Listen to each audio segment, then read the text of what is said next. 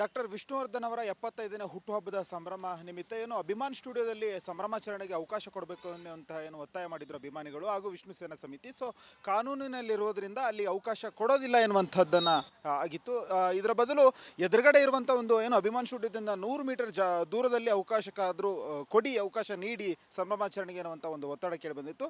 ಈಗಾಗಲೇ ಜ್ಞಾನಭಾರತಿ ಪೊಲೀಸ್ ಠಾಣೆಯಲ್ಲಿ ಅದರ ಪರ್ಮಿಷನ್ ಅನ್ನು ತಗೊಂಡಿರುವಂಥದ್ದು ವಿಷ್ಣು ಸೇನಾ ಸಮಿತಿ ಅಧ್ಯಕ್ಷರಾಗಿರ್ತಕ್ಕಂಥ ವೀರಕ್ಕ ಪುತ್ರ ಶ್ರೀನಿವಾಸ್ ಅವರು ನಮ್ಮ ಜೊತೆಗಿದ್ದಾರೆ. ಸರ್, ನಿಮ್ಮ ಒತ್ತಾಯ ಕೇಳಿ ಬಂದಿತ್ತು ಅಭಿಮಾನ್ ಸ್ಟುಡಿಯೋದಲ್ಲಿ ಸಂಭ್ರಮಾಚರಣೆಗೆ ಅವಕಾಶ ಕೊಡಿ ಎನ್ನುವಂಥದ್ದು. ಆದರೆ ಅವಕಾಶ ಸಿಕ್ಕಿಲ್ಲ. 2009ರ ಈಚೆಗೆ ಮೊದಲ ಬಾರಿಗೆ ವಿಷ್ಣುವರ್ಧನ್ ಅವರಿಗೆ ಅಭಿಮಾನ್ ಸ್ಟುಡಿಯೋದಲ್ಲಿ ಸಂಭ್ರಮಾಚರಣೆಗೆ ಅವಕಾಶ ಇಲ್ಲ. ಇದರ ಬದಲಾಗಿ 100 ಮೀಟರ್ ದೂರದಲ್ಲಿ ಎಲ್ಲೋ ಒಂದು ಕಡೆ ಅವಕಾಶ ಕೊಡಿ, ನಾವು ಸಂಭ್ರಮಾಚರಣೆ ಮಾಡ್ಕೋತೀವಿ ಅಭಿಮಾನಿಗಳು ಎನ್ನುವಂಥ ಒಂದು ಕೂಗಾಗಿತ್ತು. ಸೊ ಈ ಬಗ್ಗೆ ನೀವು ಜ್ಞಾನಭಾರತಿ ಸ್ಟೇಷನಲ್ಲಿ ಪರ್ಮಿಷನ್ಗೆ ಬಂದಿದ್ರಿ. ಸೊ ಏನಂದ್ರು ಪೊಲೀಸ್ನವರು? ಸರ್, ಆ್ಯಕ್ಚುಲಿ ಇದೇ ಮೊದಲನೇ ಬಾರಿ 2009ರಿಂದ ಇವತ್ತಿನವರೆಗೆ ಇದೇ ಮೊದಲನೇ ಬಾರಿಗೆ ಅಭಿಮಾನ್ ಸ್ಟುಡಿಯೋದಲ್ಲಿ ನಾವು ಆಚರಣೆ ಮಾಡ್ತಿಲ್ಲ ಅವರ ಹುಟ್ಟುಹಬ್ಬವನ್ನು. ಭಾಳ ನೋವಾಗ್ತಿದೆ. ಕರ್ನಾಟಕ ರತ್ನ ಬಂದ ಸಂದರ್ಭದಲ್ಲಿ ಸಂಭ್ರಮಗಳೇ ಇರಬೇಕು, ಆದರೆ ಮತ್ತೆ ಪದೇ ಈ ಥರದ್ದು ಆಗುತ್ತೆ. ಈಗ ಕೋರ್ಟು ಅಲ್ಲಿ ಏನು ಆಚರಣೆ ಮಾಡಬೇಡಿ ಅನ್ನೋಂಥ ಮಾತನ್ನು ಹೇಳಿದೆ. ಅದನ್ನು ಗೌರವಿಸಬೇಕಾಗಿರುವಂಥ ಅನಿವಾರ್ಯತೆ ನಮ್ಮದು. ಅದರ ಜೊತೆಗೆ 75ನೇ ಜನ್ಮದಿನವನ್ನು ಎಲ್ಲಿ ಮಾಡಬೇಕು? ಇವತ್ತು ತುಂಬ ಜನರಿಗೆ ಇವತ್ತು ಯಜಮಾನರು ಅಲ್ಲೇ ಇದ್ದಾರೆ ಅಂತ ಹೇಳ್ಬಿಟ್ಟು ಒಂದು ನಂಬಿಕೆ, ಅವ್ರು ಬಂದುಬಿಡ್ತಾರೆ ಸರ್. ಇದು ನನಗೋಸ್ಕರನೋ ಇನ್ಯಾರಿಗೋಸ್ಕರನಲ್ಲ, ಅವ್ರು ಬರ್ತಾರಲ್ಲ ಅವ್ರಿಗೋಸ್ಕರ. ಅವರು ಸಾವಿರಾರು ಸಂಖ್ಯೆಯಲ್ಲಿ ದಿವಸ ಪ್ರತಿ ಸಲ ಬರ್ತಾರೆ. 5,000 10,000 ಜನ ಮಿನಿಮಮ್ ಬಂದುಬಿಡ್ತಾರೆ. ಏನೂ ಮಾಡ್ತಾನೇ ಇಲ್ಲ ಅಂತಂದ್ರೂ ಕೂಡ 10,000 ಜನ ಬರ್ತಾರೆ. ಅವರು ಹೇಗೆ ಪಾಪ ಬೇಜಾರದಿಂದ ಹೋಗೋದು, ನೋವು ಮಾಡೋದು ಕಂಡಾಗ ನನಗೆ ನೋವಾಗುತ್ತೆ. ಆ ಕಾರಣಕ್ಕೋಸ್ಕರ ಅಭಿಮಾನ್ ಸ್ಟುಡಿಯೋ ಬೇಡ, ಅದರ ಪಕ್ಕದಲ್ಲಾದರೂ ಏನಾದ್ರು ಮಾಡೋಣ ಅಂತ ಅಂದ್ಕೊಂಡು ಅಲ್ಲಿ ನೈಸ್ ರುದ್ರೇಶ್ ಅಂತವ್ರು ಇದ್ದಾರೆ. ಅವರ ಜಾಗ ಒಂದಿತ್ತು, ಒಂದು 3 ಎಕರೆ ಜಾಗ. ಅವ್ರನ್ನ ಹೋಗಿ ಕೇಳಿದಾಗ ಪಾಪ ಅವರು ಅನುಮತಿ ಕೊಟ್ಟರು. ಆ ಜಾಗದಲ್ಲಿ ಮಾಡ್ತೀವಿ ಅಂತ ಹೋದಾಗ ಪೊಲೀಸವರು ಅಲ್ಲೂ ಮಾಡೋಕ್ಕಾಗಲ್ಲ, ಇದು ಅಭಿಮಾನ್ ಸ್ಟುಡಿಯೋಗೆ ಹತ್ತಿರದಲ್ಲಿ ಇದೆ ಅನ್ನೋಂಥ ಮಾತನ್ನು ಹೇಳಿದರು. ಇವತ್ತು ಬಂದು ಅನಿತಾ ಹದ್ದಣ್ಣನವರಂಥ ACP ಅವ್ರ ಹತ್ರ ಕೂತ್ಕೊಂಡು ನಾನೆಲ್ಲವನ್ನು ಕೂಡ ಒಂದು ಅರ್ಧ ಗಂಟೆ ಅವರಿಗೆ ವಿವರಿಸಿ ಹೇಳಿದ ಮೇಲೆ ಅವರಿಗೆ ನನ್ನ ಮಾತುಗಳು ಸಮ್ಮತವಾದವು. ಮತ್ತು ಜೊತೆಗೆ ನೀವು ಅಭಿಮಾನ್ ಸ್ಟುಡಿಯೋಗೆ ಯಾರೂ ಹೋಗಲ್ಲ ಅಂತಂದರೆ ನಾವು ಅನುಮತಿ ಕೊಡ್ತೀವಿ ಅಂತ ಹೇಳಿದರು. ಸೊ ಈ ಕಾರಣಕ್ಕೋಸ್ಕರ ನಾನು ಅಲ್ಲಿಗೆ ಹೋಗಲ್ಲ. ಕೋರ್ಟನ್ನು ಮೀರುವಂತಹ ಒಂದು ದಾರ್ಶ್ಯ ನಮಗೆ ಯಾರಿಗೂ ಇಲ್ಲ, ಆದ್ದರಿಂದ ನಾವು ಯಾರೂ ಹೋಗಲ್ಲ ಅನ್ನೋಂಥ ಮಾತನ್ನು ಹೇಳಿದ ಮೇಲೆ ಈಗ ಅನುಮತಿ ಕೊಟ್ಟಿದ್ದಾರೆ. ನಾಳೆ ಅದರ ಪಕ್ಕದಲ್ಲೇ ಅಭಿಮಾನ್ ಸ್ಟುಡಿಯೋದ ಪಕ್ಕದಲ್ಲಿ ನಾವು ಅನ್ನದಾನ, ರಕ್ತದಾನ, ನೇತ್ರದಾನ, ಅದ್ರ ಜೊತೆಗೆ ಒಂದಷ್ಟು ಅದೊಂದು ಮಂಟಪ ಮಾಡ್ತಾಯಿದ್ದೀವಿ. ಆ ಮಂಟಪದಲ್ಲಿ ಅವರ ಯಜಮಾನರ ಫೋಟೋ ಇಟ್ಟು ಪೂಜೆಗೆ ಒಂದು ಅವಕಾಶ ಮಾಡಿಕೊಡ್ತೀವಿ. ಯಾರಾದರೂ ಬಂದರೆ ಎಲ್ಲರೂ ಕೂಡ ಕಾರ್ಯಕ್ರಮಗಳನ್ನು ಅವ್ರದ್ದು ಖರ್ಚಲ್ಲಿ ಅವ್ರ ಏರಿಯಾದಲ್ಲಿ ಮಾಡೋಷ್ಟು ಸಮರ್ಥರಿರಲ್ಲ. ಕೆಲವು ಕಡೆಗೆ ಒಬ್ಬರು ಇಬ್ಬರು ಅಭಿಮಾನಿಗಳಿರ್ತಾರೆ. ಅವರು ನಾವೆಲ್ಲೂ ಹೋಗಬೇಕು ಅಂತ ಅಂದ್ಕೊಂಡೋದಕ್ಕೆ ಇದೊಂದು ಜಾಗ ಮಾಡ್ತಾಯಿದ್ದೀವಿ. ಅದು ಬಿಟ್ಟರೆ ಅಭಿಮಾನ್ ಸ್ಟುಡಿಯೋದಲ್ಲಿ ಮಾಡದೇ ಇರೋದಕ್ಕೆ ಭಾಳ ನೋವಿದೆ ಸರ್. ಸರ್, ಅಭಿಮಾನ್ ಸ್ಟುಡಿಯೋ ಅಂತ ಹೇಳಿದರೆ ಅಭಿಮಾನ್ ಸ್ಟುಡಿಯೋ ಮತ್ತು ಅಭಿಮಾನಿಗಳ ಮಧ್ಯೆ ಒಂದು ಅವಿನಾಭಾವ ಸಂಬಂಧ ಇದೆ. ಅದೊಂದು ಪುಣ್ಯ ಭೂಮಿ ಎನ್ನುವಂಥದ್ದು. ಸೊ 2009ರ ಈಚೆಗೆ ಮೊದಲ ಬಾರಿಗೆ ಅಲ್ಲಿ ಹುಟ್ಟುಹಬ್ಬ ಆಚರಣೆ ಆಗ್ತಾ ಇಲ್ಲ. ಸೊ ಇದರ ಜೊತೆಗೆ ನೀವೇನನ್ನು ಪ್ಲಾನ್ ಮಾಡ್ಕೊಂಡಿದ್ರಿ? ಯಾಕಂತ ಹೇಳಿದ್ರೆ ಈ ಬಾರಿ ಕರ್ನಾಟಕ ರತ್ನ ಘೋಷಣೆ ಆಗಿದೆ ಅವ್ರಿಗೋಸ್ಕರ. ಸೊ ಅದ್ರ ಜೊತೆಗೆ 75ನೇ ಹುಟ್ಟುಹಬ್ಬದ ಸಂಭ್ರಮ. ಸೊ ಎಲ್ಲ ಒಂದು ಕಡೆ ಸಂಭ್ರಮ ಹೆಚ್ಚಾಗಬೇಕಾಗಿತ್ತು. ಇಂಥ ಸಂದರ್ಭದಲ್ಲಿ ಈ ರೀತಿ ಅಡೆತಡೆಗಳು ಬಂದಿರುವಂಥದ್ದು ಎಷ್ಟರ ಮಟ್ಟಿಗೆ ಸರಿ ಅನ್ನುವಂಥ? ಇಲ್ಲ ಸರ್, ನಾನು ಒಂದು ಮಾತನ್ನು ಹೇಳ್ತಾ ಇದ್ದೀನಿ. ವಿವಾದಗಳಲ್ಲಿ ವಿಷ್ಣುವರ್ಧನ ಅಲ್ಲ, ಸಂಭ್ರಮಗಳಲ್ಲಿ ಸಾಹಸ ಸಿಂಹ ಆಗಬೇಕು ಅಂತ ಹೇಳಿ ನನ್ನ ಮಾತದು. ನಾನು ಇವತ್ತಿಗೂ ಆ ಸಂಭ್ರಮವನ್ನೇ ಕಾಣಬೇಕು ಅಂತ ಆಸೆ ಇಟ್ಕೊಂಡಿದ್ದೇನೆ. ಈ ವಿವಾದಗಳು ಬೇಡ, ಸಾಕಾಗಿದೆ. ಕರ್ನಾಟಕ ರತ್ನ ಬಂದಿರೋದು ನಮಗಂತೂ ಭಾಳ ಖುಷಿಯಾಗಿದೆ. ಭಾಳ ದೊಡ್ಡ ಹೋರಾಟ ಅದು. ಈಗ ಅದನ್ನು ನೆನೆಸ್ಕೊಂಡ್ರೆ ಕೂಡ ನಾನು ಭಾಳ ಖುಷಿ ಪಡ್ತೇನೆ. ನನಗೆ ನನ್ನ ಆಯುಸ್ಸಿನ ಒಂದಷ್ಟು ದಿನಗಳನ್ನು ಜಾಸ್ತಿ ಮಾಡಿದಂತಹ ಘಟನೆ ಅದು, ಆ ಪ್ರಶಸ್ತಿ.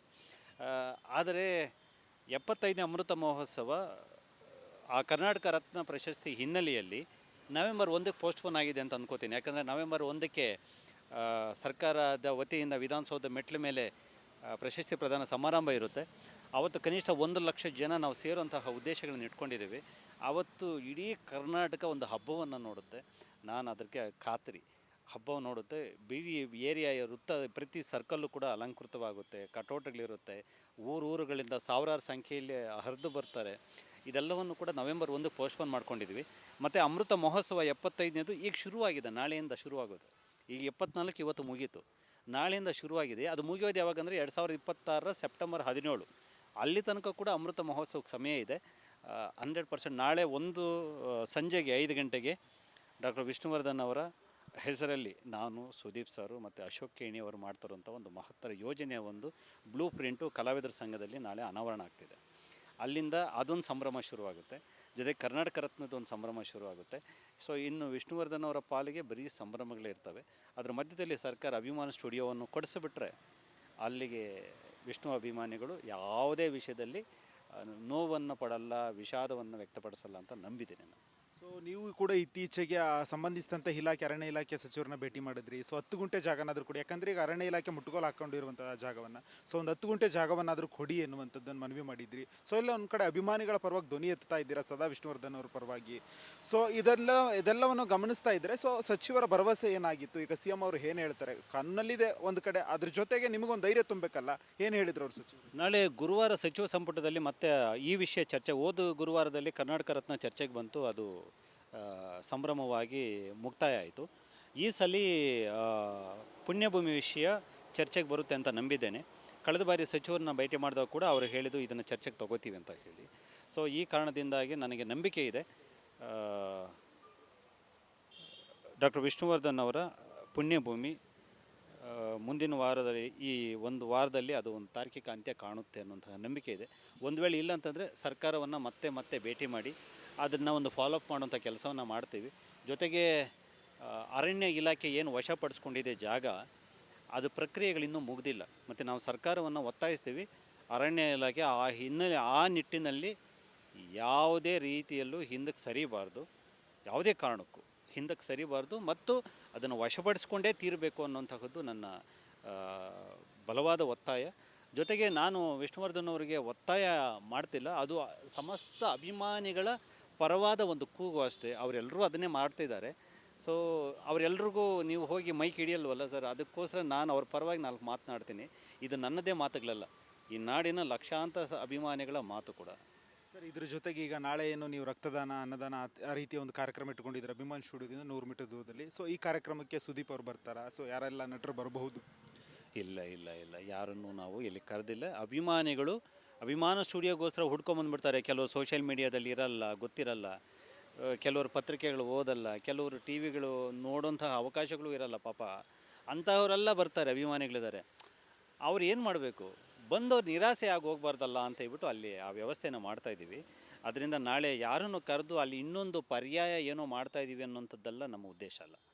ಅಲ್ಲಿ ಹಾಗೆ ಬಂದಂತಹ ಒಂದು ಆಸೆಗಣ್ಣಿಂದ ಬರ್ತಾರಲ್ಲ, ಅವರಿಗೆ ನೋವಾಗದಂಗೆ ಕಳಿಸಿಕೊಡೋದು ನನ್ನ ಉದ್ದೇಶ. ಅದಕ್ಕೋಸ್ಕರ ಮಾಡ್ತಾಯಿದ್ದೀವಿ ಅಷ್ಟೇ. ಸರ್, ವೀರಕಪುತ್ರ ಶ್ರೀನಿವಾಸ್ ಅವರು ಯಾವುದೇ ಒಂದು ಕೆಲಸ ಕೈ ಹಾಕಿದರೆ ಅದು ಸಕ್ಸಸ್, ಬಿಡೋ ಮಾತೇ ಇಲ್ಲ ಅನ್ನುವಂಥ ಒಂದು ಚರ್ಚೆ ಆಗ್ತಿರೋದ್ರಿಂದ ಅಲ್ಲಿ ಅಭಿಮಾನ್ ಸ್ಟುಡಿಯೋದ ಬಳಿ ನಾವು ನೋಡಿದಾಗ, ಬೆಳಗ್ಗೆ ನಾವು ಗಮನಿಸಿದ್ವಿ, ಅಲ್ಲೆಲ್ಲ ನೋಡಿದಾಗ ತುಂಬ ಬ್ಯಾರಿಕೇಡ್ಗಳನ್ನು ಹಾಕಿದ್ದಾರೆ ಗೇಟ್ ಹತ್ರ. ಅದ್ರ ಜೊತೆಗೆ ಈ ಕಾಂಪೌಂಡನ್ನು ಎತ್ತರಿಸ್ಬಿಟ್ಟು ಅಲ್ಲಿ ಗ್ಲಾಸ್ಗಳನ್ನು ಅಳವಡಿಸಿದ್ದಾರೆ ಕಾಂಪೌಂಡ್ ಮೇಲೆ. ಸೊ ಎಲ್ಲ ಒಂದು ಕಡೆ ಬಿಗಿ ಭದ್ರತೆಯನ್ನು ಅಳವಡಿಸಿ ಮುನ್ನೆಚ್ಚರಿಕಾ ಕ್ರಮವಾಗಿರ್ಬೋದು, ಅಥವಾ ಅಭಿಮಾನಿಗಳು ನುಗ್ಲು ಅಥವಾ ಅತಿರೇಕದ ವರ್ತನೆ ಮಾಡ್ಬೋದು ಎನ್ನುವಂಥದ್ದು, ಅದೆಲ್ಲವನ್ನು ನೋಡ್ತಿದ್ರೆ ವಿಷ್ಣುವರ್ಧನ್ ವಿಚಾರದಲ್ಲಿ ಯಾಕಿಷ್ಟು ಇದು ಆಗ್ತಿದೆ ಎನ್ನುವಂಥದ್ದು. ಇಲ್ಲ, ವೀರಕಪುತ್ರ ಶ್ರೀನಿವಾಸ್ ಹಿಡಿದಿದ್ದು ಮಾಡೇ ಮಾಡ್ತಾನೆ, ಇದು ಸ್ಟೇಟ್ಮೆಂಟು ನನಗೆ ನಂಬೋಕ್ಕಾಗ್ತಿಲ್ಲ. ಯಾಕಂದ್ರೆ ನಾನು ತುಂಬ ಸಲ ಸೋತವನು. ಬಟ್ ನಂದು ಒಂದು ಸಿದ್ಧಾಂತ ಏನಂತಂದರೆ, ಯಾವುದಾದ್ರು ಕೆಲಸವನ್ನು ಶುರು ಮಾಡೋದಕ್ಕಿಂತ ಮುಂಚೆ 1000 ಸಲ ಯೋಚನೆ ಮಾಡ್ತೇನೆ. ಶುರು ಮಾಡಿದ ಮೇಲೆ ಅದನ್ನು ಮುಗಿಸೋದ ರೀತಿಯಲ್ಲಿ, ಅದು ಸೋಲೋ ಗೆಲುವು, ಬಟ್ ಮುಗಿಸೋವಂಥ ಪ್ರಯತ್ನವನ್ನು ಮಾಡ್ತೀನಿ. ಕೆಲವು ಕಡೆಗೆ ಸೋಲುತ್ತೆ, ಕೆಲವು ಕಡೆ ಗೆದ್ದಿದ್ದೇವೆ. ಬಟ್ ಈ ಪುಣ್ಯಭೂಮಿ ವಿಷಯದಲ್ಲಿ ನಾನು ಅಸಹಾಯಕ ಆದೆ. ಎಲ್ಲ ಪ್ರಯತ್ನಗಳು, ಒಂದು ದೊಡ್ಡ ಹೋರಾಟ ಮಾಡಿದ್ವಿ, ಸಾವಿರಾರು ಜನಕ್ಕೆಲ್ಲ ಸೇರಿದ್ವಿ, ಅನಿರ್ದಿಷ್ಟಾವಧಿ ಧರಣಿ ಮಾಡಿದ್ವಿ. ಅದಾದಮೇಲೆ ಸುದೀಪ್ ಅವರ ಮುಖಾಂತರ ಒತ್ತಾಯವನ್ನು ಮಾಡಿದ್ವಿ, ಸಿ ಎಮ್ ಅವ್ರನ್ನ ನೇರವಾಗಿ ಭೇಟಿ ಮಾಡಿ, ಮತ್ತು ಇನ್ನೊಂದಷ್ಟು ಕಾನೂನು ಹೋರಾಟವನ್ನು ಮಾಡಿದ್ವಿ. ಆದರೆ ನಾನು ಪ್ರತಿ ಸಲ ಅಸಹಾಯಕ ಆಗ್ತಾ ಹೋದೆ. ಯಾಕೆ ಅಂತಂದರೆ ಅಲ್ಲಿ ಕೋರ್ಟ್ ಹೇಳ್ತದು, ಒಂದು ಕುಟುಂಬದವ್ರು ಕೇಳಬೇಕು ಅಥವಾ ಸರ್ಕಾರ ಕೊಡಬೇಕು, ನೀವು ಯಾರು ಮಧ್ಯದಲ್ಲಿ ಅಂತ ಹೇಳ್ಬಿಟ್ಟು. ನಾನು ಈ ವಿಷಯದಲ್ಲಿ ಅಸಹಾಯಕ ಆಗಿಬಿಟ್ಟೆ ಅಷ್ಟೇ. ಇಲ್ಲ ಅಂತಂದಿದರೆ ನಮಗೆ ಇರುವಂತಹ ಸಂಪರ್ಕಗಳು, ಒಂದಷ್ಟು ಮಾಹಿತಿಗಳಿಗೆ, ಜ್ಞಾನಕ್ಕೆ ಖಂಡಿತವಾಗ್ಲೂ ಇದನ್ನು ದಕ್ಕಿಸ್ಕೋಬೋದಾಗಿತ್ತು. ಆದರೆ ಇಲ್ಲಿ ನಾನು 3ನೇ ವ್ಯಕ್ತಿ ಆದೆ ನೋಡಿ, ಅದೇ ಈ ಎಲ್ಲದಕ್ಕೂ ಹಿನ್ನಡೆಗೆ ಒಂದಷ್ಟು ಕಾರಣ. ಇಲ್ಲಾಂದರೆ ಇದು ಭಾಳ ಬೇಗ ಮುಗಿದೋಗ್ತಾಯಿತ್ತು. ದುಡ್ಡು ಬೇಕಾಗಿದ್ದರೆ ಅವ್ರು ಕೊಟ್ಬಿಡ್ತಾಯಿದ್ವಿ. ಬಟ್ ಅವರು ದುಡ್ಡು 2 ಕೋಟಿ ಕೇಳ್ಬೋದು ಅಂತ ನಾವು ರೆಡಿ ಮಾಡಿ ಇಟ್ಕೊಂಡಿದ್ವಿ. ಅದು ಈಗ ನೋಡಿದ್ರೆ 1 ಎಕರೆಗೆ ಸರ್ಕಾರಿ ಅಧಿಕಾರಿನೇ ಬರೆದಿದ್ದಾರೆ, 1 ಎಕರೆಗೆ 14,37 ಲಕ್ಷಕ್ಕೆ ಮಾರಾಟ ಅಂದರೆ 10 ಎಕರೆಗೆ 143 ಕೋಟಿ. ಅಷ್ಟು ದುಡ್ಡು ನಮ್ಮ ಹತ್ರ ಇಲ್ಲ. ಸೊ ಅದರಿಂದ ನಮಗೆ ಒಂಚೂರು ಹಿನ್ನಡೆ ಆಯಿತು ಅಂತ ಅಂದ್ಕೋತೀನಿ. ಸೊ 75ನೇ ಹುಟ್ಟುಹಬ್ಬದ ಸಂಭ್ರಮ. ಸೊ ಬೆಂಗಳೂರು ಸೇರಿದಂತೆ ರಾಜ್ಯದ ನಾನಾ ಭಾಗಗಳಿಂದ ಅಭಿಮಾನಿಗಳು ಬರ್ತಾರೆ. ಪುಣ್ಯಭೂಮಿ ಹತ್ರ ನಾವು ಸಂಭ್ರಮಿಸಬೇಕು. ಅದರಲ್ಲೂ ಈ ಬಾರಿ ಕರ್ನಾಟಕ ರತ್ನ ಸಿಕ್ಕಿರೋದು ಇನ್ನೂ ಒಂದಿಷ್ಟು ಖುಷಿ ಹೆಚ್ಚಾಗಿದೆ. ಸೊ ನಾಳೆ ನಿಮ್ಮ ಒಂದು ಕಾರ್ಯಕ್ರಮದ ತಯಾರಿ ಯಾವ ರೀತಿ ಇದೆ, ಏನೆಲ್ಲ ಇರುತ್ತೆ, ಸೊ ಎಲ್ಲೆಲ್ಲಿ ಕಾರ್ಯಕ್ರಮ ನಡೆಯುತ್ತೆ, ಏನಿದೆ? ಇಲ್ಲ, ಇಡೀ ರಾಜ್ಯದಾದ್ಯಂತ ಒಂದಷ್ಟು ಕಟೌಟ್ಗಳನ್ನು ಹಾಕಿ ಅವರವರೇ ಅಭಿಮಾನಿಗಳು ನೂರಾರು ಸಂಘಗಳಿದ್ದಾವೆ. ಎಲ್ಲ ಅಭಿಮಾನಿಗಳು ಹಳೆಯ ಸಂಘಗಳು 42ನೇ ವರ್ಷ ವಾರ್ಷಿಕೋತ್ಸವ ಮಾಡ್ಕೋತಾರೋ ಸಂಘ ಇದೆ, ಒಂದೇ ಗುರಿ ಅಂತ ಹೇಳಿ. ಆ ಸಂಘದಿಂದ ಹಿಡ್ಕೊಂಡು ತುಂಬ ಸಂಘಗಳು ಅವರವರ ಏರಿಯಾಗಳಲ್ಲಿ ಒಂದು ಕಟೌಟ್ ಹಾಕಿ ಸಂಭ್ರಮಿಸ್ತಿದ್ದಾರೆ. ಮೈಸೂರಲ್ಲಿ ಯಜಮಾನರಿಗೆ ಅದ್ಭುತವಾದ ಸ್ಮಾರಕ ಇದೆ, ಅಲ್ಲಿಗೆ ಹೋಗೋರಿದ್ದಾರೆ. ಜೊತೆಗೆ ಬೆಂಗಳೂರಲ್ಲಿ ತಮ್ಮ ಏರಿಯಾಗಳಲ್ಲಿ ಸಂಜೆಗೆ ಆರ್ಕೆಸ್ಟ್ರಾ ಇಟ್ಕೊಂಡವರಿದ್ದಾರೆ, ರ್ಯಾಲಿಗಳನ್ನು ಇಟ್ಕೊಂಡಂಥವ್ರು ಇದ್ದಾರೆ. ಮತ್ತು ಪ್ರತಿ ಬೀದಿಯಲ್ಲಿ ಅನ್ನದಾನಗಳನ್ನು ಮಾಡ್ತಾ ಇದ್ದಾರೆ. ಜೊತೆಗೆ ಇಲ್ಲಿ ಒಂದು ಈಗ ಅಭಿಮಾನ್ ಸ್ಟುಡಿಯೋದ ಪಕ್ಕದಲ್ಲಿ ನಾವು ಒಂದಷ್ಟು ಕಾರ್ಯಕ್ರಮ ಮಾಡ್ತಾಯಿದ್ದೀವಿ. ಸಂಜೆಗೆ ಒಂದು ಬ್ಲೂ ಪ್ರಿಂಟ್ ಒಂದು ರಿಲೀಸ್ ಮಾಡ್ತಾಯಿದ್ದೀವಿ. ಹೀಗೆ ಇಡೀ ರಾಜ್ಯವ್ಯಾಪಿ ಬಹಳ ಸಂಭ್ರಮದಿಂದ ಕಾರ್ಯಕ್ರಮಗಳಾಗ್ತಿದೆ. ಬಟ್ ಇದೆಲ್ಲದರ 100 ಪಟ್ಟು ನವೆಂಬರ್ 1ಕ್ಕೆ ಇರುತ್ತೆ. ಕರ್ನಾಟಕ ರತ್ನ ಪ್ರಶಸ್ತಿ ಪ್ರದಾನ ಸಮಾರಂಭದ ದಿವಸ ಇರುತ್ತೆ. ಸರ್, ಇದ್ರ ಜೊತೆಗೆ ಈಗ ವಿಷ್ಣುವರ್ಧನ್ ಅವರ ಕುಟುಂಬದ ಜೊತೆ ಏನಾದರೂ ನಾಳೆ ಮಾತಾಡಿದ್ದೀರಾ, ಅಥವಾ ನಾಳೆ ಕಾರ್ಯಕ್ರಮಕ್ಕೆ ಏನಾದರೂ ಸಂಭ್ರಮಾಚರಣೆಗೆ ಬರ್ತಾರಾ ಅಭಿಮಾನ್ ಸ್ಟುಡಿಯೋದ ಬಳಿ ಅವರು ಅನ್ನೋ? ಸರ್, ಅವರು ಮೈಸೂರಲ್ಲಿ ಮಾಡ್ತಿದ್ದಾರಲ್ಲ ಸರ್, ಅವರು ಮೈಸೂರಲ್ಲಿ ಮಾಡಲಿ. ಎಲ್ಲರೂ ಒಂದೇ ಕಡೆಗೆ ಇದ್ದುಬಿಟ್ರೆ ಅದು ಹೆಂಗಾಗುತ್ತೆ ಅದು ಸಂಭ್ರಮ? ರಾಜ್ಯವ್ಯಾಪಿ ಅಲ್ಲಿಗೆ ತುಂಬ ಜನ ಹೋಗ್ತಾರಲ್ವ. ಸೊ ಅದರಿಂದ ಅವ್ರು ಮೈಸೂರಲ್ಲಿ ಇದ್ದಾರೆ, ನಾವು ಅವರು ಎಲ್ಲ ಜೊತೆಗೆ ಇದ್ದೀವಿ ಸರ್. ನನಗೇನು ಭಿನ್ನಮತ ಅಂತ ಇದ್ದಿದ್ದು ಈ ಅಭಿಮಾನ್ ಸ್ಟುಡಿಯೋ ವಿಷಯದಲ್ಲಿ. ಈಗ ಅಭಿಮಾನ್ ಸ್ಟುಡಿಯೋಗೆ ಬೇಕು ಅಂತ ಅವರು ಬಂದು ಕೇಳಿದ್ರಲ್ಲ, ಮತ್ತು ಅವ್ರನ್ನ ವಿರೋಧಿಸೋಕ್ಕೆ ಕಾರಣಗಳೇ ಇಲ್ಲ ನನ್ನ ಹತ್ರ. ನಾನು ಯಾಕೆ ಮಾಡಲಿ? ನಾನು ಯಜಮಾನರನ್ನು ಪ್ರೀತಿಸುವುದು ಅಂತಂದರೆ ಅವರನ್ನು, ಅವರ ಆದರ್ಶಗಳನ್ನು, ಅವರ ಕುಟುಂಬವನ್ನು ಗೌರವಿಸುವುದು ಸರ್. ನಾನು ಆ ಗೌರವಿಸೋ ಕೆಲಸವನ್ನು ಮಾಡಿದ್ದೀನಿ. ಅಪ್ಪಿತಪ್ಪಿ ಕೂಡ ನಾನು ಇದುವರೆಗೂ ಕೂಡ ಒಂದು ಪದ ಆಚೀಚೆ ಬಳಸಿಲ್ಲ. ನಾನು ಅಸಹಾಯಕ ಆದೆ, ಕುಟುಂಬದವರು ಈ ಕಡೆ ಹೋಗಿದ್ದರಿಂದ ಕೋರ್ಟ್ ಹೀಗೆ ಹೇಳ್ತು, ಇಂಥ ಪದಗಳನ್ನು ಬಳಸಿದ್ದೀನಿ ಹೊರತು ಅಯ್ಯೋ ನಿಮ್ಮಿಂದ ಹಾಗಾಗ್ಬಿಡ್ತು, ನಾವು ಅದೆಲ್ಲ ಬಳಸೋದು ಇಲ್ಲ. ಮತ್ತು ಅವ್ರ ಜೊತೆಗೆ ನಾವು ಅಗೌರವಕ್ಕೆ ಕಾರಣವೇ ಇಲ್ವಲ್ಲ ಸರ್.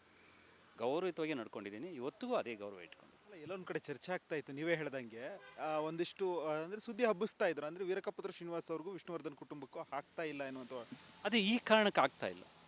ಈ ಕಾರಣಕ್ಕೆ ನಾವು ಅವರು ಮೈಸೂರಿಗೆ ಹೋಗ್ತೀನಿ ಅಂತ ಹೇಳಿದ್ರಲ್ಲ, ಅವಾಗ ನಾವು ಅಭಿಮಾನಿಗಳು, ನಾನೊಬ್ಬ ಅಲ್ಲ, ನಾನು ಆಗಲೇ ಹೇಳ್ದಂಗೆ ಸಮಸ್ತ ಅಭಿಮಾನಿಗಳು ಇಲ್ಲೇ ಆಗಬೇಕು ಅಂತ ಒತ್ತಡ ಹಾಕಿ ಕೂತ್ಕೊಂಡ್ರು. ಅವ್ರ ಜೊತೆಲಿ ನಾನು ಕೂತೆ ಅಷ್ಟೇ.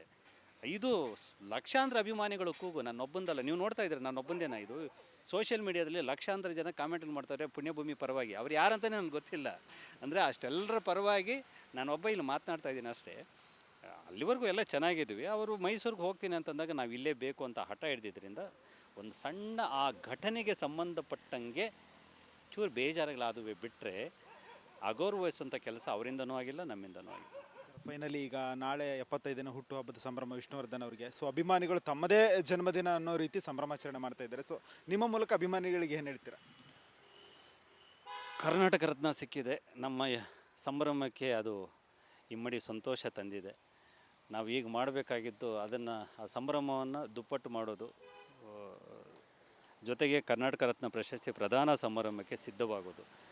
ಜೊತೆಗೆ ಇದೊಂದು ಇಡೀ ದೇಶದಲ್ಲಿಯೇ ಯಾವ ಕಲಾವಿದರಿಗೂ ಆಗದೇ ಇರುವಂತಹ ಒಂದು ಬೃಹತ್ ಪ್ರತಿಮೆ ನಿರ್ಮಾಣ ಆಗ್ತಾಯಿದೆ. ಅದ್ರ ಜೊತೆಗೂ ನಿಲ್ಲೋದು, ಇದೆಲ್ಲವೂ ಕೂಡ ಯಜಮಾನರ ಕೋಟಿಗೊಬ್ಬ ಸಿನಿಮಾದಲ್ಲಿ ಒಂದು ಮಾತಿದೆ, ಒಳ್ಳೆಯವರಿಗೆ ಮೊದಲು ಕಷ್ಟ ಇರುತ್ತೆ, ಕೊನೆಯಲ್ಲಿ ಕೈ ಹಿಡಿದು ಬಿಡ್ತಾನೆ ದೇವರು ಕೊಡ್ತಾನೆ ಅಂತ. ಯಜಮಾನ್ರಿಗೂ ಈ 15 ವರ್ಷ ಕಷ್ಟ ಇತ್ತು, ಈಗೆಲ್ಲ 1 by 1 ಸಿಗೋಕ್ಕೆ ಶುರುವಾಗಿದೆ. ಈ ಸಿಗ್ತಾ ಇರೋ ಪ್ರಕ್ರಿಯೆಯನ್ನು ನಾವೆಲ್ಲ ಸೇರಿ ಸಂಭ್ರಮಿಸೋಣ ಅಂತ ಹೇಳಿ ಅಭಿಮಾನಿಗಳಲ್ಲಿ ವಿನಂತಿ ಮಾಡ್ತೇನೆ. ಸೊ ಇದಿಷ್ಟು ಇನ್ನು ವಿಷ್ಣು ಸೇನಾ ಸಮಿತಿ ಅಧ್ಯಕ್ಷರಾಗಿರ್ತಕ್ಕಂಥ ವೀರಕಪುತ್ರ ಶ್ರೀನಿವಾಸ್ ಅವರ ಮಾತಾಗಿತ್ತು. ಏನಂತ ಹೇಳಿದ್ರೆ, ಅಭಿಮಾನ್ ಸ್ಟುಡಿಯೋದಲ್ಲಿ ಅವಕಾಶ ಸಿಗದೇ ಇದ್ರೆ ಏನಂತೆ 100 ಮೀಟರ್ ದೂರದಲ್ಲಿ ನಾವು ಸಂಭ್ರಮಾಚರಣೆಯನ್ನು ಮಾಡ್ತೀವಿ, ಅಭಿಮಾನಿಗಳು ಎಲ್ಲರೂ ಕೂಡ ಬನ್ನಿ. ಸೊ ಅದ್ದೂರಿಯಾಗಿ ಈ ಬಾರಿ ಅವರಿಗೆ ಕರ್ನಾಟಕ ರತ್ನ ಬಂದಿದೆ. ಸೊ 75ನೇ ವರ್ಷದ ಹುಟ್ಟುಹಬ್ಬದ ಸಂಭ್ರಮ ವಿಶೇಷ. ಸೊ ಸಂಭ್ರಮಾಚರಣೆಯನ್ನು ಅದ್ದೂರಿಯಾಗಿ ಮಾಡೋಣ ಎನ್ನುವಂಥದ್ದು. ಕ್ಯಾಮ್ರಾ ಪರ್ಸನ್ ದೀಪಕ್ ಜೊತೆ ಪ್ರವೀಣ್ ಕುಮಾರ್ ಸಲಗ್ನಳ್ಳಿ, ರಿಪಬ್ಲಿಕ್ ಕನ್ನಡ.